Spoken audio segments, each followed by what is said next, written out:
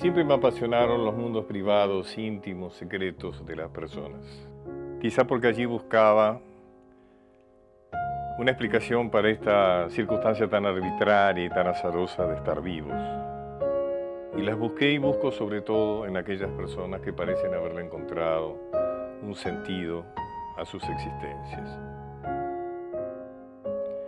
Estas entrevistas forman parte del extenso archivo de diálogos sostenidos a lo largo de años, con personalidades muy destacadas, tanto nacionales e internacionales, del mundo del arte, de la cultura, del pensamiento. Algunas de ellas nos siguen alumbrando con sus vidas y sus obras. Afortunadamente, otras, lamentablemente, nos enriquecen, nos siguen enriqueciendo, pero desde la memoria. Debo confesarles que para mí fue un gran placer participar de estos encuentros con personas que admiro, que tuvieron la generosidad de abrirme sus misterios, sus infortunios, sus esperanzas. Espero que ustedes también sientan lo mismo al ver estas entrevistas en este ciclo de Canal Encuentro.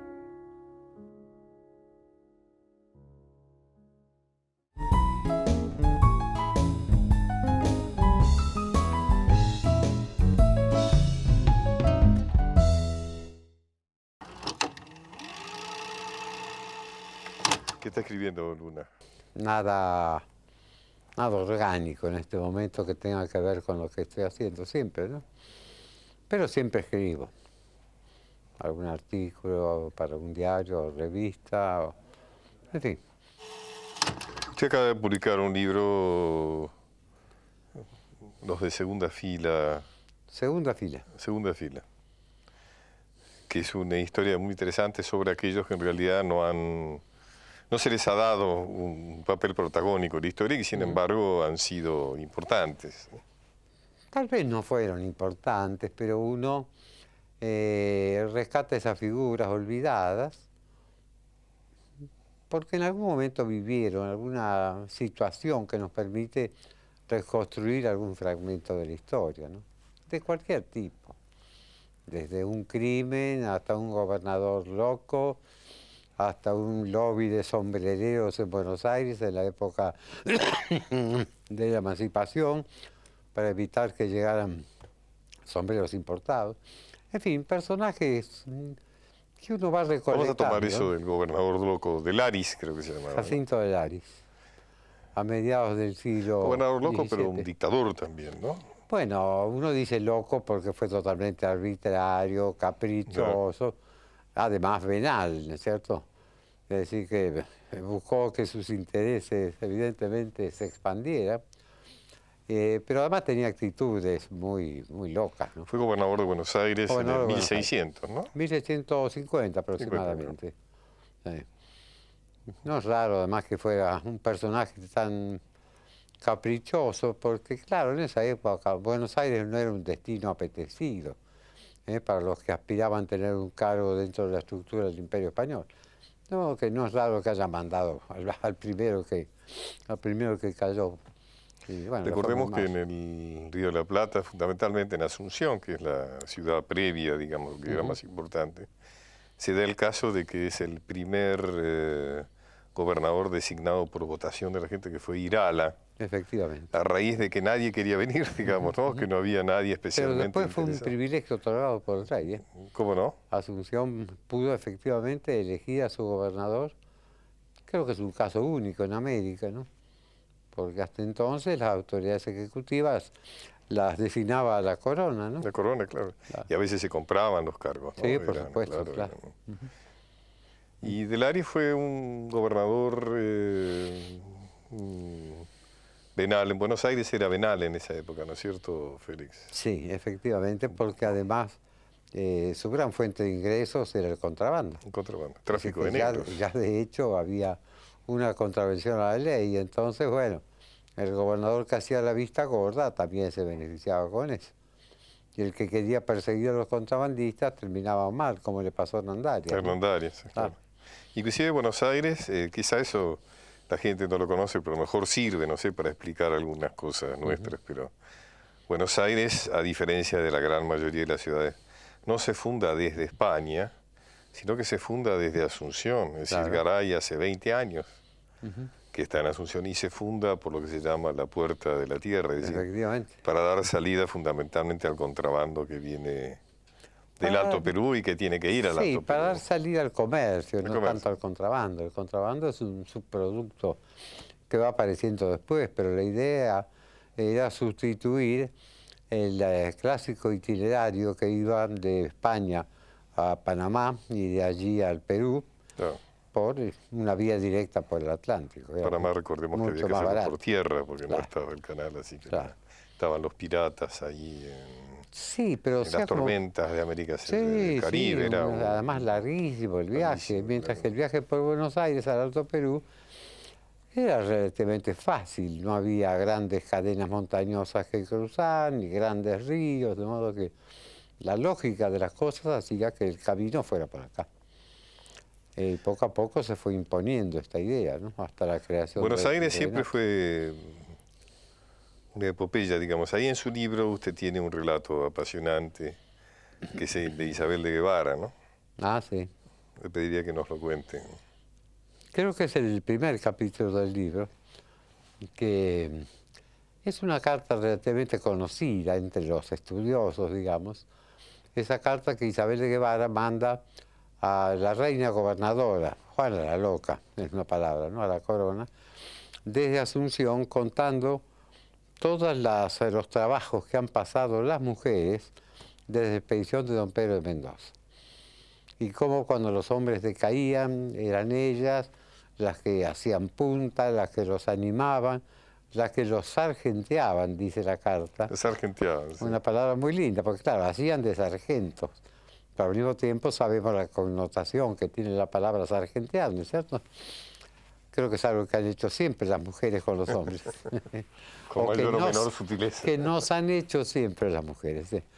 Y bueno, esa mujer reclama algún beneficio, algún reconocimiento, pero todo lo que cuenta tiene un gran dramatismo, porque incluso dice, para no lastimar el honor de los hombres, no voy a contar las cosas que tenemos que hacer, etc. Es decir, que la mujer en algún momento sustituía al hombre incluso en tripular los bergantines que iban hasta Asunción, ¿no?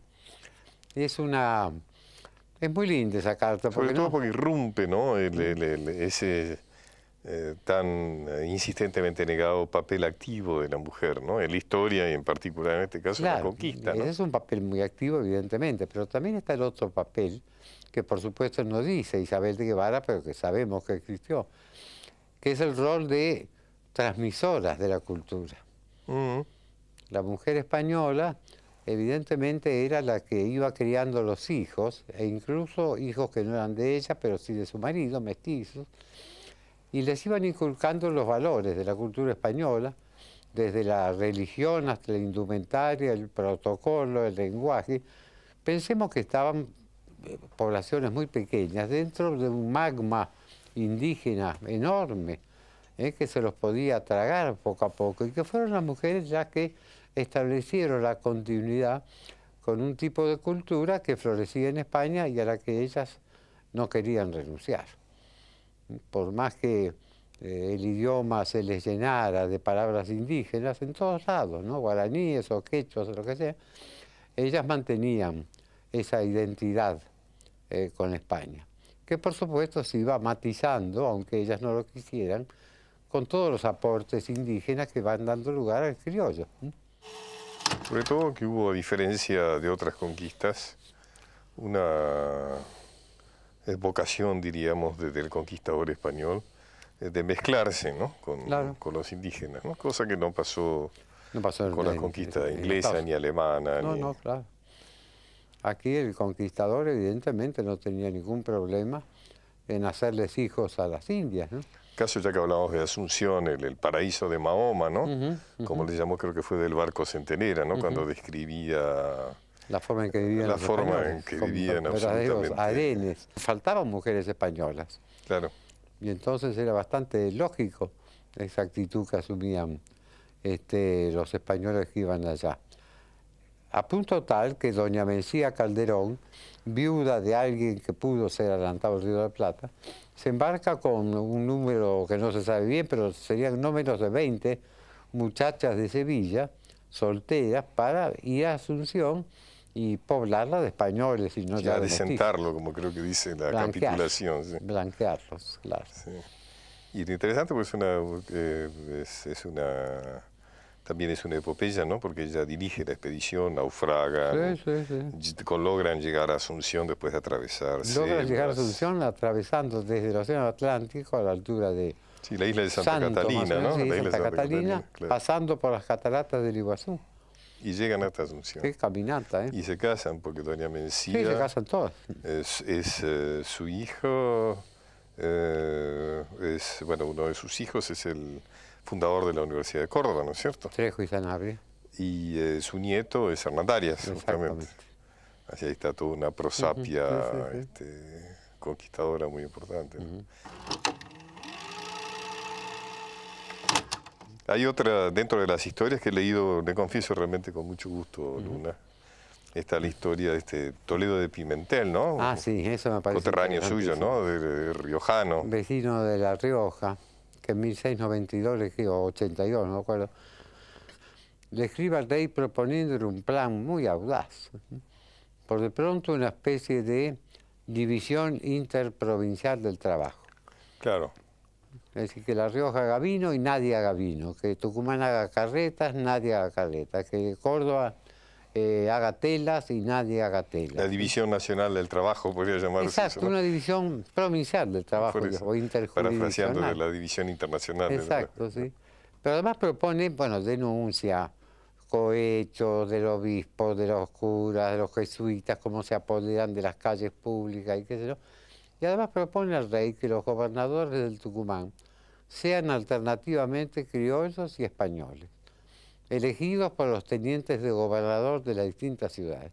Es muy audaz ese plan realmente, ¿no? Y además demuestra que ya lo criollo tenía entidad suficiente como para hacer semejante propuesta, ¿no? Que a lo mejor 50 años antes se hubiera considerado una traición, ¿no? Por algo así, más o menos. Usted señala ahí que él justamente marca que por miedo a que lo maten, él lo expresa, claro, él lo hace anónimamente. No firma la carta, pero se puede identificar quién es el autor. Claro. Me parece muy interesante lo que dice ahí, porque recordemos que cuando terminaba un gobernador su mandato, se le hacía el juicio de residencia, que se llamaba, ¿no? Que era realmente un hecho interesante, ¿no? Es decir, se lo sometía a juicio para resolver si había cumplido bien o mal con sus funciones. Sí. Y él afirmaba con una lógica extraordinaria que el gobernador que había cesado, o la autoridad que había cesado sus funciones, debía permanecer en el lugar hasta que se terminara el juicio de residencia. Efectivamente, porque decía, se van riendo de sus bellaquerías. Se van riendo de sus bellaquerías. Es decir, que el gobernador se llena de oro o de plata y se va, antes que el juicio de residencia termine. No hemos inventado nada en la época moderna. No, pero la institución de la residencia no estaría mal, ¿eh? No estaría mal, ¿no? Volverla a resucitar. Que cada funcionario con un mandato que cesa sea enjuiciado. Que la gente pueda denunciar públicamente y que por un cierto tiempo se diga actuó bien o actuó mal. Y hasta gobernadores que tuvieron muy buena actuación, como Juan Ramírez Velasco, tuvo que pagar una multa en metálico bastante importante por alguna falta que cometió durante su gestión. Así que no era chiste, ¿no? En algunos momentos usted habló de Hernán Arias, creo que se utilizó arteramente, ¿no? Hernán Arias se le hizo un juicio de residencia que en realidad fue manipulado por los contrabandistas, por los traficantes, ¿no? Organizados en Buenos Aires, sí. Ahí, Félix, yo tengo una teoría trabajando sobre este tema, porque Buenos Aires fue un puerto esclavista de primero, o sea, realmente los esclavos entraban, inclusive ahí en la Plaza San Martín y en Parque Arizama estaban los centros de concentración de los esclavos. Pero eso era cuando estaba permitido posterior. El tráfico de esclavos. Sí, cuando y la compañía inglesa tenía el privilegio de entrar. Sí. Pero quiero decir, yo creo que una razón por la cual hay pocos negros en Argentina es porque Buenos Aires en realidad no producía, no tenía industrias, o tenía muy pocas. Y en realidad al negro lo que convenía era venderlo, porque se pagaba a precio de oro en Potosí y en Cusco, inclusive en Chile. Sí, O sí. sea que el que tenía el negro más bien lo vendía, no lo guardaba, sino que lo vendía, O ¿no? lo usaba para tareas domésticas, ¿no? Sí, pero muy poco en realidad, No porque... tampoco, no tampoco. En La Rioja, por ejemplo, el colegio jesuita, cuando los jesuitas fueron expulsados, tenía más de 300 esclavos, ¿eh? Una Ujú. cifra increíble, ¿no? Increíble. De modo que sí, algunos se vendían, pero algunos quedaban acá, ¿no? Ujú. Hay un personaje saltando los tiempos que a mí siempre me había interesado, pero nunca había sabido de él como hasta que leí su libro, que es Joaquín Campana. Ujú. El promotor del levantamiento del 5 y 6 de abril, que yo lo llamo el primer 17 de octubre, porque es gente de las orillas, desconocida en Buenos Aires, en la ciudad, que se reúnen en Plaza de Mayo para plantear sus exigencias sin que haya aparentemente un promotor conocido, ¿no? Encuadrados por la gente que ellos tenían una frecuentación, como era Campana o era Grigera, el alcalde de las Quintas, ¿no? Fue un movimiento muy extraño sobre el cual siempre se ha polemizado mucho, ¿no? De apoyo a Saavedra. De apoyo a Saavedra, con o sin el consentimiento de Saavedra. Y fue Y un gran Saavedra estaba escándalo, hackeado ¿no? sobre todo por los morenistas, ¿no? Por los maneristas, claro. Pero lo curioso es que este movimiento recogió un unánime repudio de la opinión en Buenos Aires. Históricamente fue así, ¿no? Se lo consideró como una suerte de mancha dentro de la trayectoria de la revolución, y al mismo Saavedra, cuando pocos meses después cae, se le aplica una condena de destierro muy fuerte, que dura muchos años además. Y además no se lo indulta, porque cuando sube Posadas Ujú, como director supremo, decreta un indulto general, menos a Saavedra y a Campana. ujú. Sí, sí. Sí, en realidad es amnistiado por la ley de olvido de 1821, Más adelante, sí. claro, que fue una ¿Cómo era amnistía. Campana? Era un hombre... Hay un retrato de él, es un hombre era hijo de irlandés, tiene una cara despejada, se lo ve bien vestido, con un bastón, ya grande, ya Era un casi viejo. ideólogo él, digamos, era un revolucionario verdaderamente. Yo no sé si sería un revolucionario, era un hombre que evidentemente quería darle un impulso a la revolución, pero que creía en Saavedra, que no creía en los jóvenes patriotas formados al calor de Moreno. Es difícil desentrañar también los motivos, ¿no? Claro, él quería darle un poder muy amplio a Saavedra, ¿no? Claro, sí. Ajá, Saavedra estaba muy hackeado, Estaba muy hackeado. Moreno y había partido en ese poco barco tiempo de donde ya no volvería, pero había quedado había quedado el fermento, de la gente de los joven, jóvenes los que se jacobinos, ¿no? reunían en el café de Marcos y qué sé yo, ¿no? Saavedra también es una figura interesante, primer presidente, se puede decir, primer mandatario independiente, y termina su vida de una manera tan triste, tan oscura. Oscura, ¿no? Sí, sí. Él era del Alto Habría que Perú. ver si realmente Saavedra tenía claro qué era lo que hacía cuando asumió la presidencia. Yo hace poco le pregunté a uno de mis hijos, tengo hijos chicos, ¿por qué pensás que Saavedra fue el presidente de la Junta de Mayo? Y me dice, porque tenía los fierros. Tiene Me razón. parece que es una descripción absolutamente perfecta, ¿no? Absolutamente cierto. Claro, evidentemente no se concebía una revolución ahí Claro. si no tenía un poder militar. Claro, un jefe de Ahora, patricio. yo no sé si Saavedra tuvo claro qué era lo que estaba haciendo, ¿no? Porque él Bueno, por no... lo menos tuvo claro lo que no debía hacer. Hay No. cartas de él cuando Moreno se aleja, donde expresa un gran alivio y hablando de los métodos jacobinos que quería aplicar, se ve que era un hombre más moderado, que pensaba que se podía llegar a la independencia, pongamos como fin, pero por métodos que no fueran tan violentos como los que había sugerido Moreno, ¿no? Bueno, él no era un de clase, ¿no? Él era un hombre del poder, ¿no? Del sector dirigente, Sí, o sea que sí, sus sí. relaciones, sus amistades... Era un comerciante. El sábado a la noche él se vería con los Seguramente, españoles claro. ricos y demás, ¿no? Digamos, él era Sí, sí, sí. Ujú. un hombre que pertenecía a la clase dirigente, ¿no? Ujú, O sea que le resultaría mucho estar en contra de sus socios o compañeros o amigos sí, o sí. demás, ¿no? Esto es un problema que tiene que haber ocurrido con mucha gente en esos años, ¿no? Porque hay que pensar que las medidas antiespañolas que tomaron los gobiernos de la Revolución en los primeros años fueron muy drásticas. Confiscaciones, destierros. Hubo gente como el marido de la Escurra que después tuvo amores con Belgrano, que era español y que se fue a España. En cuanto estalló la Revolución de Mayo, él oligió lo que pasaba y se fue. No hablemos ya de lo de Álzaga, ¿no? Y todos sus cómplices que fueron fusilados. Bueno, a otros se les imponían empréstitos forzosos. Breckinridge, un comerciante americano que estuvo acá en 1819 más o menos, habla de que el paseo de la Alameda, que es muy lindo, etcétera, pero que en un rincón hay un grupo de gente grande, vestidos pobremente, dice, que no tienen la insignia de la patria y que están conversando allí como segregados. Son los antiguos comerciantes ricos españoles que habían quedado marginados por la Revolución. Usted, siguiendo esta galería de personajes, usted, Luna, me hablaba hace un rato del proteccionismo que proponía Pimentel, La Rioja, ¿no? Parangó. Ah, de Pimentel, claro. Toledo Pimentel, sí. Y efectivamente, que se ejecuta o se pone en marcha con el tema de los sombreros, ¿no? Usted lo llama el lobby de los sombreros, donde está este fabricante Barangó, ¿no? Sí. Que es francés. Casi todos eran extranjeros, pero radicados en Buenos Aires. Pero había una industria sombrerera muy importante, ¿no? Se usaba el sombrero. Y todo el mundo usaba sombreros. Claro. Los únicos que no usaban sombreros eran los indios. Pero hasta los retratos de montoneros que uno ve tienen sombreros. Panza de burro, lo que fuera, pero sombreros. Y la gente principal, con más razón también, ¿no? Porque hay que pensar además que las calles de Buenos Aires eran muy sucias.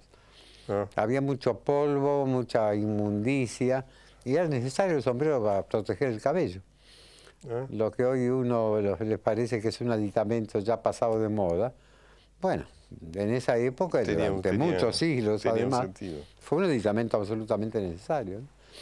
Y bueno, usted habrá visto en este libro, Segunda de las Filas, que Barangó, en un acto de compadrada muy porteño, desafía a que se pruebe echándole agua a un sombrero inglés y a un sombrero fabricado aquí, para que vean que el de aquí resiste el agua perfectamente y el inglés no. Es decir, que se ve que han llegado a un nivel de calidad en la fabricación de sombreros bastante importante como para pedir medidas de protección. Protección que es excepcional dentro de la política de los gobiernos patrios, que eran absolutamente librecambistas y tenían que serlo. No era que fueran demasiado amigos a los ingleses o cosas por el estilo, pero es que las rentas de aduana eran las únicas que servían para mantener el aparato del Estado, pagar a los ejércitos, mantener la dinámica de la revolución, no podían hacer otra cosa. Y se impuso ese criterio proteccionista. En el caso de los sombreros sí, en otros casos no. Hasta que en 1839, 1837, Rosas dicta un decreto que protege ciertas producciones, pero duró muy poco, un año y pico, después viene el bloqueo francés y todo eso queda sin efecto. Los revisionistas han intentado poner a Rosas como un campeón del proteccionismo de nuestras producciones. En realidad, bueno, puede ser que en la intención lo haya sido, pero en los hechos no. No. Usted habla de Rosas y usted tiene ahí también un personaje interesante que es este señor Salvadores. Ah, sí. Que es un ejemplo muy vivo del terror, ¿no? Claro. Los efectos que el terror puede tener sobre la gente, ¿no?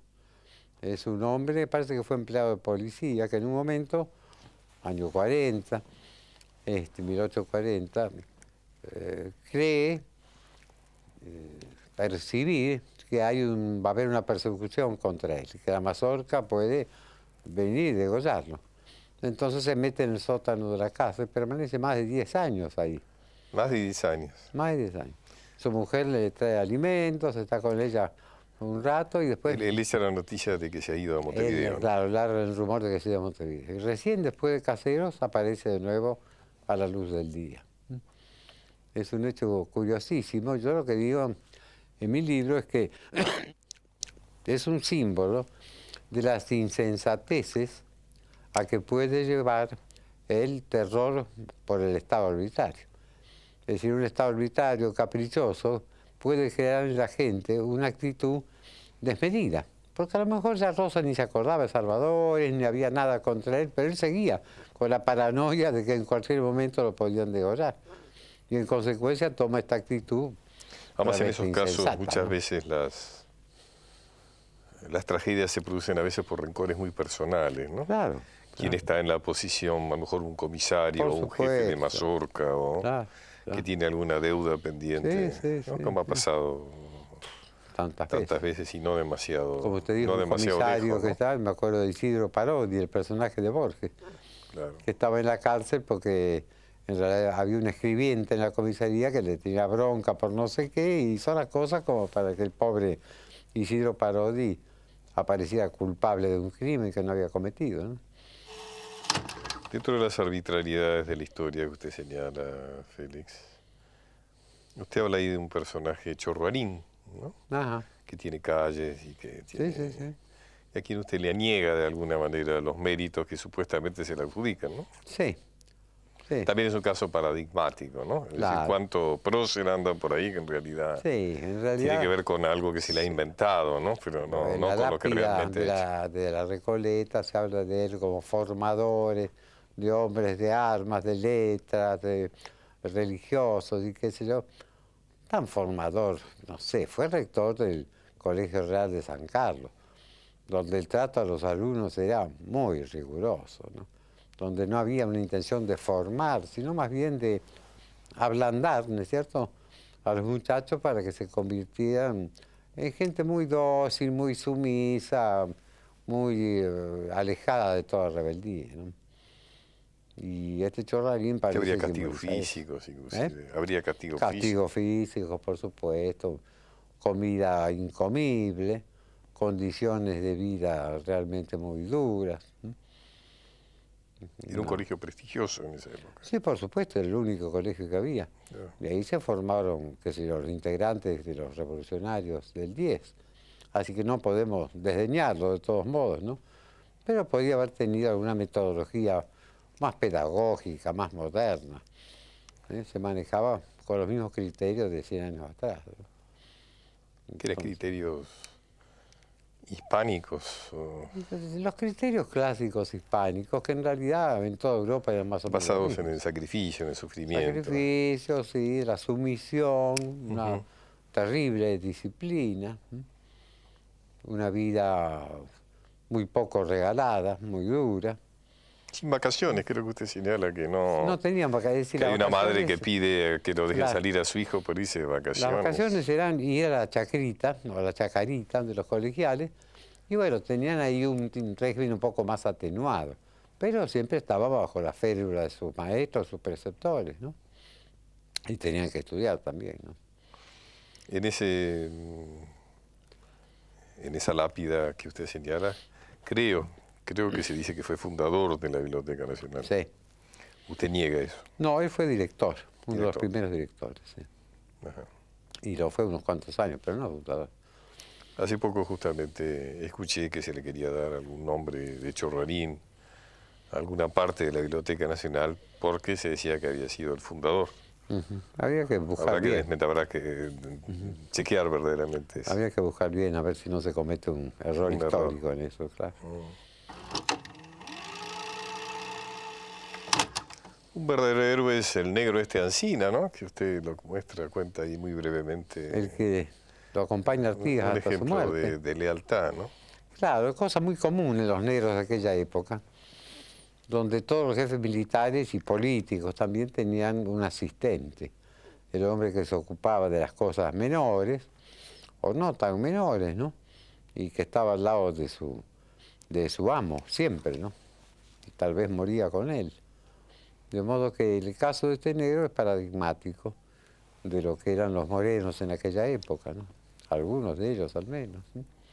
Es el único que acompaña hasta el final, ¿no? A Artigas, hasta su muerte. Sí, puede ser que hayan habido unos pocos soldados más, 6 o 7, pero seguramente estos volvieron después o fueron a Brasil. Artigas se quedó solo con Alsina.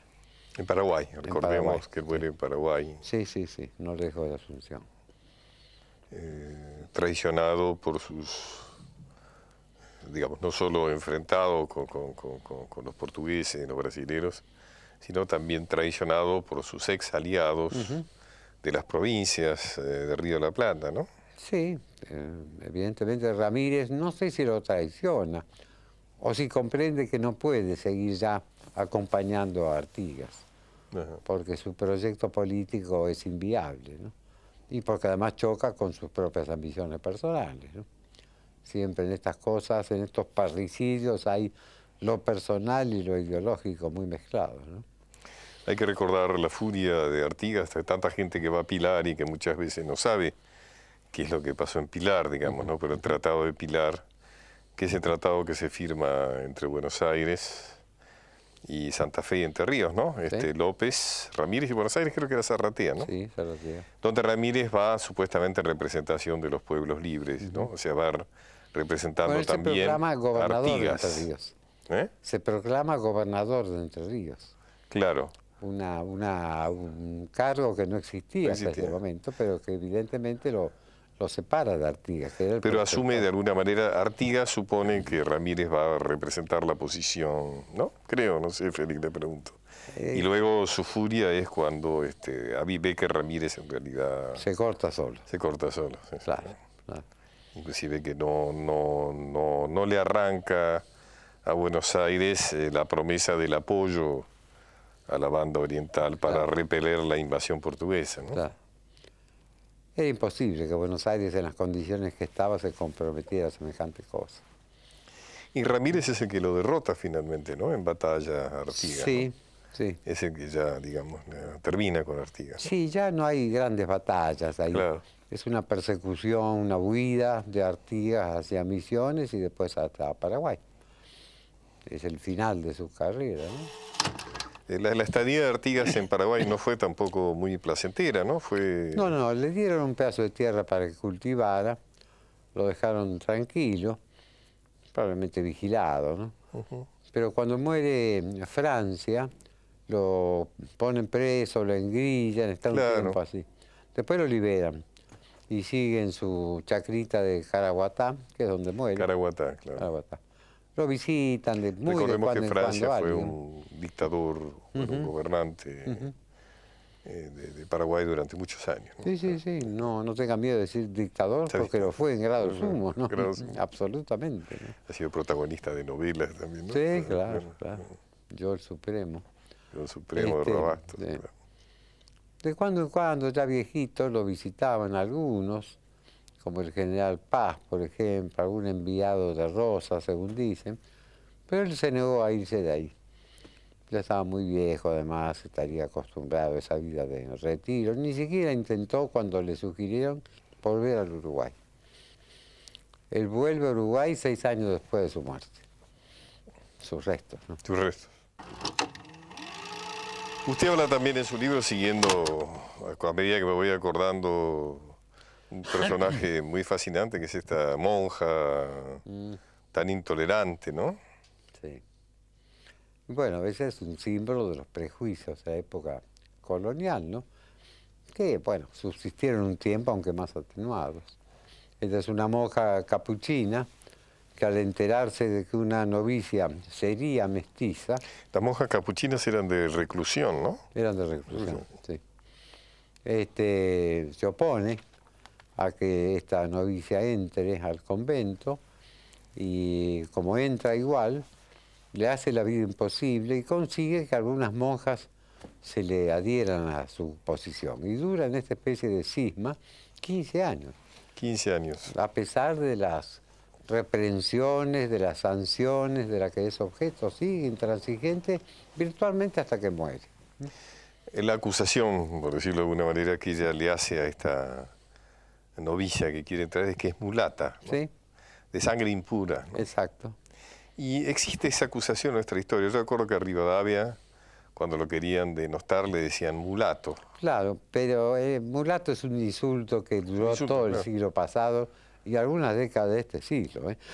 En la Cámara de Diputados... A Monteagudo también le decían mulato, claro. Pero en la Cámara de Diputados de la Nación alguna vez hubo trifulgas porque alguien llamó a otro, usted es un mulato. Y era algo espantoso decirle que mulato, se suponía que era muy malo. Era un insulto. Muy grave. Claro. Pero en el caso de Rivadavia le decían esto por razones políticas y no tenía secuelas, digamos, ¿no?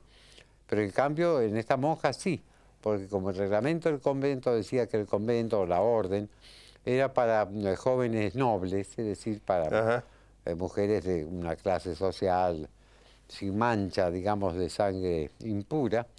Bueno, en eso se basaba esta mujer, que era una cordobesa, la monja prejuiciosa.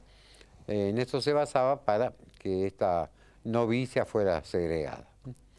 Y ahí actúan muy bien los obispos de Buenos Aires que se suceden en el cargo, el rey, que manda también cartas incitando a que este lío termine, ¿no es cierto? El rey se tenía que ocupar también de esas cosas. Y bueno, era el centralismo borbónico, ¿no?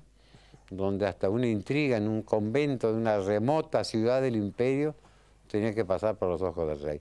A lo mejor no pasaban por los ojos del rey, sino de su ministro o algún... Pero significa cómo tardaría ir, volver, hasta que el rey resolviera y todo sería un sistema... Y los recursos que se hacían. Claro, un sistema muy lento de resolución. ¿No? Por eso me pareció interesante de incluir en este libro a esta monja, porque es representativa de un momento ideológico en que los prejuicios de sangre pesan mucho, en que este tipo de conflictos son una mezcla de lo civil, lo religioso, lo burocrático. Y la monjita esta, supuestamente mulata, murió en 1821. Es claro cómo en la sociedad porteña, que en un principio vive una gran mezcla, ¿no? A medida que va creciendo y se va enriqueciendo y se va instalando como ciudad, poco a poco va desarrollando sistemas de castas, ¿no? Usted lo trata muy bien en su libro sobre la historia integral de la Argentina, ¿no? Cómo se va instituyendo, cómo se puede vestir una esclava, cómo no debe vestirse, qué es lo que usar, qué no usar, o sea, se va instituyendo un sistema de clases bastante rígido. Sí, ¿no? los símbolos externos de un sistema de castas, que es el de la colonia, y que empieza ya a derrumbarse con la Revolución de Mayo. Ahí el sistema de castas pasa a ser un sistema de clases, en donde ya la sangre no tiene tanta importancia, tiene importancia el dinero, vienen extranjeros, se instalan aquí, se casan incluso. Hay una colonia francesa, inglesa muy importante. Hay una frase, ¿no?, que decía que en Buenos Aires ya no importan tanto los blasones, sino los doblones, ¿no? Claro. Y sí. Empieza la importancia de los ricos. Buenos Aires como puerto era típicamente un lugar, vamos a poner entre comillas, cosmopolita, aunque no lo fuera tanto. No olvidemos, Belgrano, Castelli eran hijos de inmigrantes italianos. Álzaga, don Martín de Álzaga era un vascuense que cuando vino a Buenos Aires no sabía hablar español, según parece. Entonces, bueno, tanto tienes, tanto vales. Esa gente se hacía fortuna, si tenía una vida honorable, eran perfectamente reconocidos y acogidos. El padre de Belgrano era contrabandista, ¿no? Según creo, ¿no? Bueno, no sé si había... comerciante. Después en algún momento le hicieron un proceso por contrabando y le confiscaron los bienes. Sí, claro. De modo que cuando Belgrano volvió a estudiar en España se encontró con que su familia estaba fundida. Estaba en mala posición económica. Claro, claro. Y por eso no lo dejaron casarse con la escurra. Porque era pobre. Claro. Y la casaron con un primo. Es una historia fascinante, ¿no es cierto? Es muy linda la historia del hijo de Belgrano y de la hermana de la esposa de Rosas. Claro. Que es un chico, Pedro, ¿no? Pedrito, que es criado por Rosas. Que es criado por Rosas y por eso firma Rosas y Belgrano. Pedro Rosas y Belgrano. Y que sigue existiendo la familia Rosas y Belgrano. Sí. En la guía sigue existiendo la firma Rosas y Belgrano. Sí. Era Pedro Rosas y Belgrano. ¿No? Era hijo de Belgrano, criado por Juan Manuel de Rosas. Claro, porque era de alguna manera su sobrino. Pero que tuvo una relación muy estrecha con don Juan Manuel, ¿no? Sí. Don Manuel, Él lo nombró, se decía que lo prefería a su verdadero hijo, ¿no? Él lo nombró comandante en el Azul, claro, y lo ayudó en muchas cosas, ¿no? Él tenía un trato afectuoso un trato muy cordial, con él, parece, sí. Félix, ¿cuáles son los personajes que a usted que se le quedaron afuera? En un libro siempre es algo inconcluso, ¿no? Siempre es algo que en realidad uno lo entrega arbitrariamente, Sí, porque, sí, sobre todo porque el editor lo reclama o porque... O Pero ¿cuáles son los como decía personajes que se Borges, le porque quedaron hay que afuera? terminar de corregir el manuscrito. Sí, seguro. No sé, de pronto me aparece en alguna lectura, lo que sea, un personaje que digo, ah, qué bien hubiera venido acá. Pero no hay ninguno que me esté gritando, ¿por qué no me incluiste? Ajá. Así que pienso que si hay omisiones, son las omisiones naturales y lógicas. En un libro de esta Servirán clase, para un segundo libro. servirán tal vez para un segundo Para un libro, segundo para libro. que alguien haga algo parecido. Hay otro personaje que es... porque lo importante de estos personajes es que quizá al no estar investidos de ese fulgor, digamos, que los mitologiza también y demás, asumen ciertas características emblemáticas. Esta monja que hemos hablado es un poco como lo emblemático de la intolerancia de la época, ¿no? Hemos hablado de Pimentel, La Rioja, que de alguna manera es lo emblemático del comerciante que reclama honestidad y reclama protección, ¿no? Este Salvador es un poco lo emblemático del terror, ¿cómo se puede describir mejor? El terror de la época rosa, un tipo que se pasa 12 años metido en un sótano. Y hay un personaje también que es absolutamente emblemático, que es este Marino Coe. Ajá, sí. No, no es emblemático, es una excepción, felizmente. Un marino que vende su escuadra. Yo diría al que es enemigo. emblemático de ciertos niveles de corrupción. Ah, bueno, ¿verdad? eso sí. Eso yo diría que es un emblemático extraordinario de la corrupción Eso posible. sí, sí. Eso sí, claro.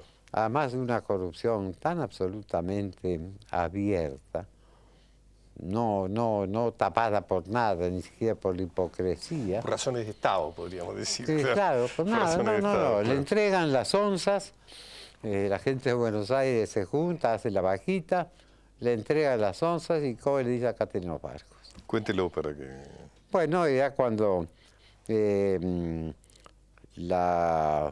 Buenos Aires se había separado de la Confederación y entonces se le pone sitio por tierra y se le pone un bloqueo Urquiza. por mar. Urquiza Urquiza a Buenos Aires. Bloquea, sí, a Buenos Aires. Un bloqueo. 1850 y... 52.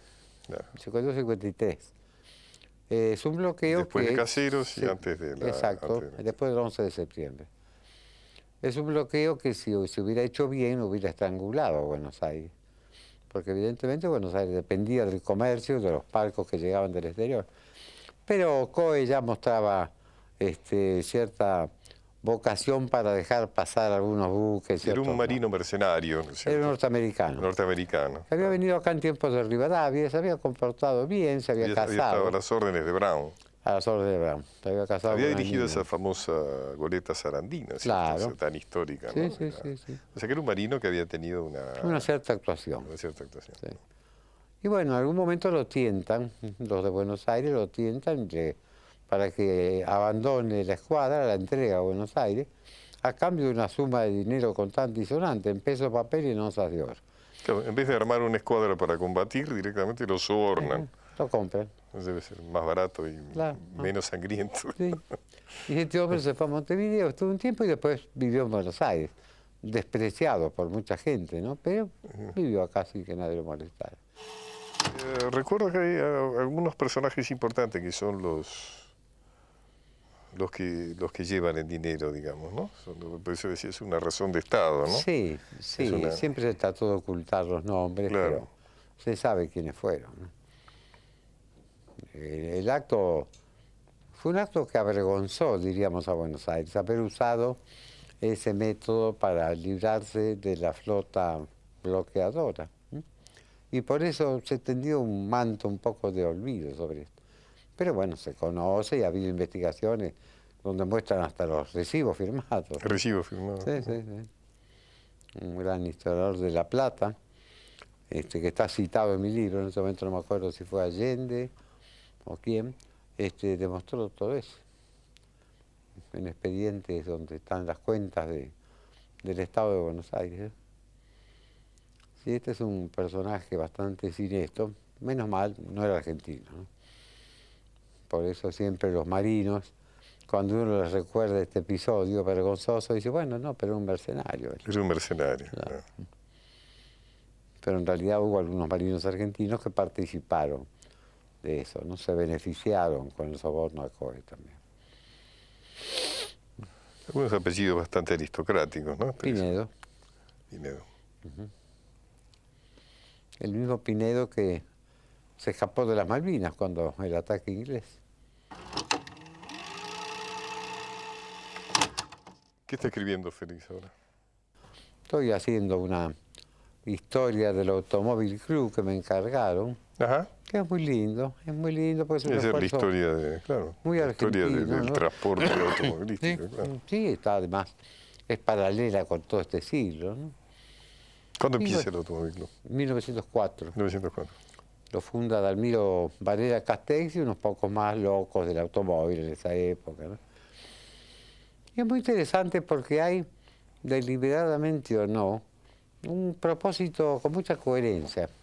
Primero, el Automóvil Club lo que hace es, bueno, mostrar los autos y mostrar que no son monstruos, que se puede andar en ellos, que andan mal, son malolientes, se descomponen a cada rato, pero bueno, es un medio de transporte que no se puede dejar de tener en cuenta. Después, cuando más o menos está instalado ya esto en la sociedad, el Automóvil Club empieza a promover carreras. Claro. Y hace carreras a Mar del Plata, Rosario, a los caminos de tierra de aquella época, ¿no? Después empieza con sus campañas a favor de la Ley Nacional de Vialidad, para que se pavimenten caminos. Y lo logra en 1933, cuando se crea la Dirección Nacional de Vialidad y empieza ese formidable trabajo de caminero que en pocos años logró hacer los caminos troncales entre Buenos Aires, Mar del Plata, Buenos Aires, Rosario, Claro, porque Buenos el pavimento Aires, es una Córdoba, necesidad del auto, no del carro tirado a caballo, ¿no? Claro. ¿Cómo? El pavimento es una necesidad del automóvil, no del carro tirado por caballo, ¿no? Claro. El automóvil exigía que hubiera pavimento, y efectivamente. Y fíjese que notable, el trazado de las redes troncales de caminos se hace paralelamente a las líneas troncales de ferrocarriles. Es decir, que el presidente Justo y Allende Pose, director nacional de Vialidad, fue el que le dio gran impulso, aceptan que los caminos pavimentados hagan competencia al ferrocarril. Ellos podrían haber diseñado otros trazados donde, por ejemplo, los caminos llegaran a las estaciones, pero no. Usted vio que el camino a Mendoza corre paralelamente al ferrocarril, el camino a Mar del Plata lo mismo. Es decir, que estos gobiernos, que muchas veces han sido imputados de servidores de Inglaterra o de los intereses británicos, tuvieron muy en claro que el camino pavimentado representaba una peligrosa competencia para los intereses ferroviarios y sin embargo lo hicieron así. Estas son una de las deducciones que puede sacarse cuando uno hurga un poco en la historia del Automóvil Club. Tengo la impresión como que esto que está usted diciendo tiene que ver con lo que estábamos hablando antes, ¿no? Aquellos personajes que han aportado a nuestra historia y que quizá no han llegado al monumento ni a las páginas de oro, pero que hay una serie de personajes, muchos personajes, bueno, Justiniano que fueron los que construyeron la historia, ¿no? Sí, yo creo que el país le debe algo, ¿no? Este ingeniero cordobés que estuvo varios años al frente de la primera Dirección Nacional de Vialidad y, como le digo, fue el que diseñó el plan con otros ingenieros, por supuesto, el plan de pavimentación, que transformó el país. Porque piense usted que un viaje de Buenos Aires a Mendoza, por los antiguos caminos, era una aventura. Hoy un viaje de Buenos Aires a Mendoza, como a Córdoba o Rosario, es un placer, donde tiene más estaciones de servicio a cada rato, lugares donde descansar, donde comer, hoteles, etc. Es decir, que realmente transformó el país, con un sentido integrador además, ¿no? Es cierto, con el punto central en Buenos Aires, donde está el kilómetro cero, pero bueno, tampoco se podía romper una tradición centralista de siglos, ¿no? Además no eran ellos los que podían romper eso. Por supuesto. Lo podían romper los políticos o lo podían romper las circunstancias, pero no ellos.